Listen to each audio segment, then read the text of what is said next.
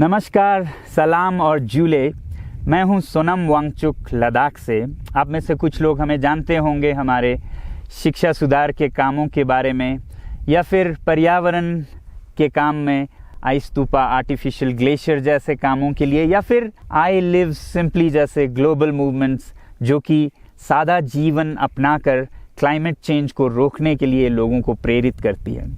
मगर दोस्तों, आज मैं इन चीज़ों के बारे में नहीं बल्कि आप लोगों को एक बहुत ही ज़रूरी संदेश देने के लिए आया हूं, जो कि चीन और भारत के बीच अभी जो टकराव और तनाव की स्थिति बनी है, इसके बारे में आपकी क्या जिम्मेदारी है।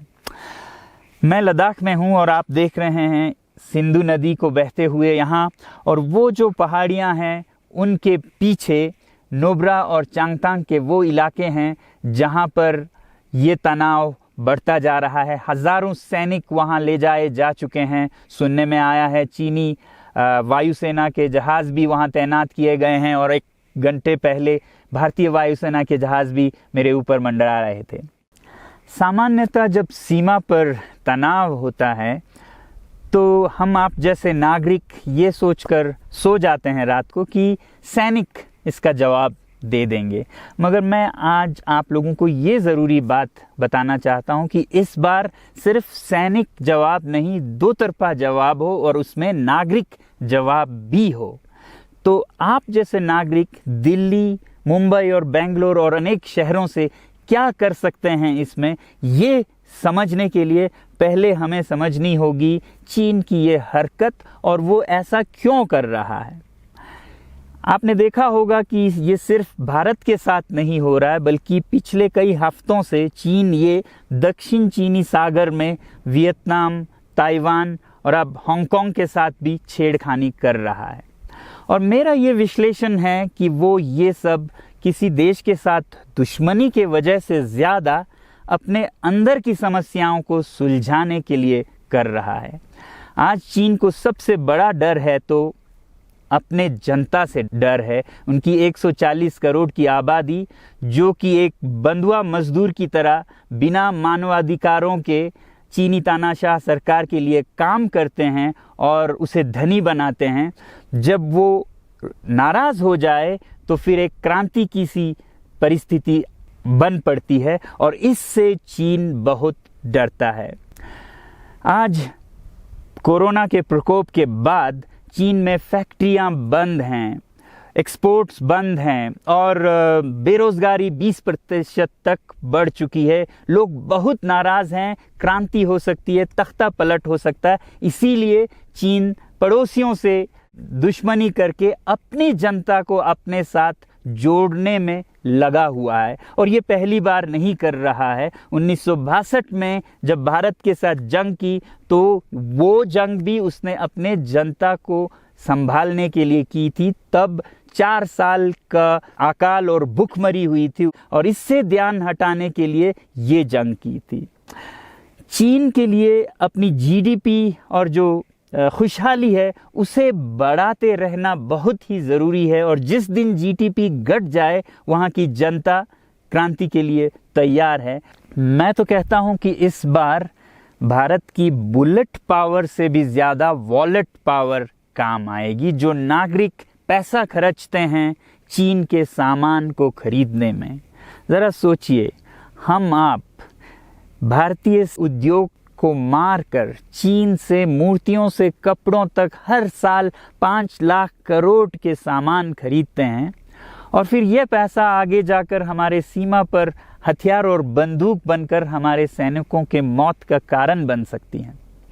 तो इसलिए अगर हमारे देश के 130 करोड़ लोग और 3 करोड़ जो भारतीय बाहर के देशों में हैं, सब मिलकर भारत में और बल्कि दुनिया भर में एक boycott made in China movement या अभियान शुरू करते हैं, तो आज दुनिया भर में चीन के प्रति रोष है। हो सकता है कि सारी दुनिया साथ आए और इतने बड़े स्तर पर चीनी व्यापार का बॉयकॉट हो कि चीन को जिसका सबसे बड़ा डर था वही हो, यानी कि उसकी अर्थव्यवस्था डगमगाए और उसकी जनता रोष में आए, विरोध और तख्ता पलट। और अगर हम ऐसा नहीं करते हैं तो कितनी बदनसीबी की बात होगी भारत के लिए, ज़रा सोचिए। एक तरफ हमारे सेना सीमा पर जंग लड़ रही होगी और दूसरी तरफ हम आप चीनी सामान, मोबाइल से लेके कंप्यूटर्स, कपड़ों से लेके खिलौनों तक को खरीद कर उनकी सेना को पैसा भेज रहे होंगे, चीन की सेना को। ये तो हुई हार्डवेयर की बात। दूसरी तरफ हमारी युवा चीनी सॉफ्टवेयर, एप्स, गेम्स जैसे टिकटॉक, शेयरिट, इन सब में मस्त, उन्हें दूसरी तरफ से करोड़ों करोड़ों का पैसा भेज रहे होंगे। तो इसलिए बहुत ज़रूरी है कि हम एक नागरिक जवाब ज़रूर दें और इसे एक अभियान बनाएं, ग्लोबल मूवमेंट की तरह। ये बॉयकॉट मेड इन चाइना का जो अभियान है वो भारत के लिए भी एक वरदान साबित होगी। जैसा कि हमारे प्रधानमंत्री ने एक विजन हमें दिया था स्वावलंबन का, सेल्फ रिलायंस, वो तब हो सकता है जब हमारे अपने उद्योग फलें फूलें। और जब हम बॉयकॉट करते हैं इन सामान का तो अपने देश के उद्योग का, उत्पाद का हम प्रयोग करेंगे और उससे मजदूरों को रोजगारी मिलेगी और सारा देश खुशहाल होगा। बजट होगा कि हम और अच्छी तरह से टक्कर ले सकें सीमा पर भी।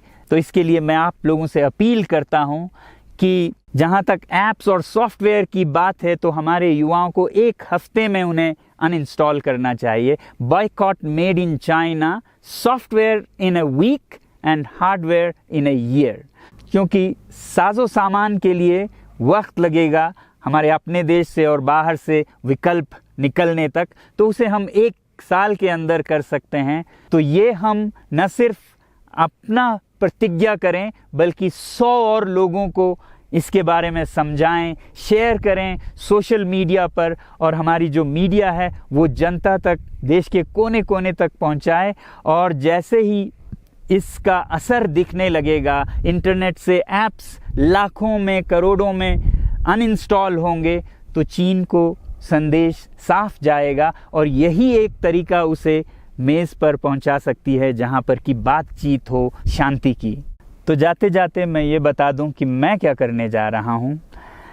इस फ़ोन पर जो भी चीनी ऐप्स हैं उन्हें तो मैं 1 हफ्ते में हटा रहा हूं, बल्कि ये फ़ोन जो कि चीन में बना है इसे भी मैं 1 हफ्ते में अपनी ज़िंदगी से अलग कर रहा हूं। और 1 साल के अंदर हर वो चीज़ जिस पे मेड इन चाइना लिखा है उसे ज़िंदगी से निकालने जा रहा हूं।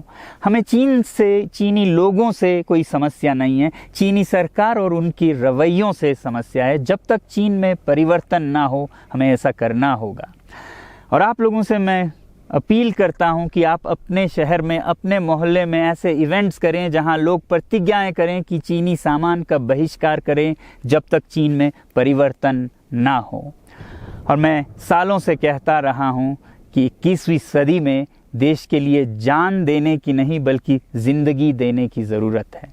लद्दाख में बढ़ते हुए ये देश के लिए जान देने का कारोबार बहुत देखा, और जहां एक तरफ मैं सलाम करता हूं उन लोगों के लिए, उन लोगों को जिन्होंने देश के लिए जान दिया, मगर इस 21वीं सदी में मेरा ख्याल है कि देश के लिए जान देने की नहीं, ज़िंदगी देने की ज़रूरत है।